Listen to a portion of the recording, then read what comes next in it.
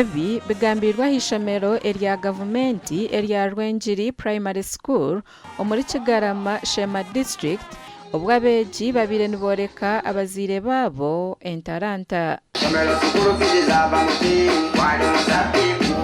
Ali wamano njo tito spine sente tokuza kujiruta government ne kubinga abo muranga yazire yabitiraho ninjana mutumanya twe mbe no mushimesa abashomereji degree obano wanase mwe nato tegerize ki mushomesa kandi kurigiro kuba bene batugambira tukugera government eremirwe sente konka abantu rurengo rwabo rwo kusoma rukaba ruri hansi abo kuba mu Uganda hakatakabaho iteka eriko ragira umusomesa wa degree kusomesa mu primary atwirari umusomesa wa grade 3. Yes, Jameri.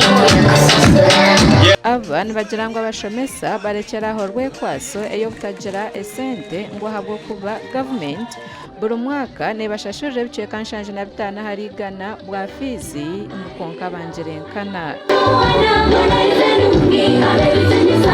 Government kabatera umukono konka basomesa no bakino bweremwa kuza kusoma mwana tunyonkanye ndio mwitendekere rya Bushenyi emyanya eriyo bakatwereza abana 200 bo kwegesa bo mwaka go kubanza bagaraka batwereza abana 200 bo kwegesa mu mwaka gwa kabiri bar sponsored government egeze kureba abashomesa n'ishunga nkuru motivating abashomesa isente ziba kutunga ninke imishara yabo kiryansi munonga egeze hoera reba nshongejo at least kwiya kongeraho nka 50% maze bo mushomesa nabakaganywa mama jemye mabahanda imwaba Rwengeri arimwe mutari akabaraga sekizimbe kitafutwa manjire mtwire ekizu cyebina umano kumeno mutwiziza nito turiyo tumanya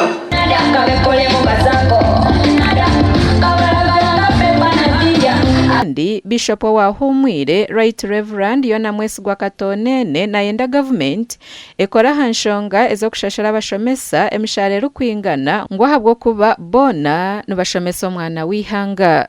Bishop Katonene abirarya hamukoro ogwa bashomesa abarukushomesa mu mashomero aga private ogwo kutandikaho ekigombe ekiri kubagita hamwe okurwanirira oburinganiza. Abana bamukushomesa abamwe baza kuba bayinjinya bakuza kureba abamwe baza kuba baroyazi abamwe baza kuba bashomesa abamwe baza gukora imirimo for nation building yabo cyo kugira ngo irakajya muri hasi mwana tanki ikiwa cy'ukuru cyakubira kuzi mwana ndile y'ukuru bakabye bakashama baraceza bakumbatunga kashara kawo umugito wa private twawo barebye no rebe no whatever karo kwisuke qualification zona zishana. Omukoro ogu gushyirwaho n'orukuru ekitongore cy'amizi ekya National Water and Sewerage Corporation Dr. Silva Mugisha n'abandi bebembezi. The objective is trying to push is job creation.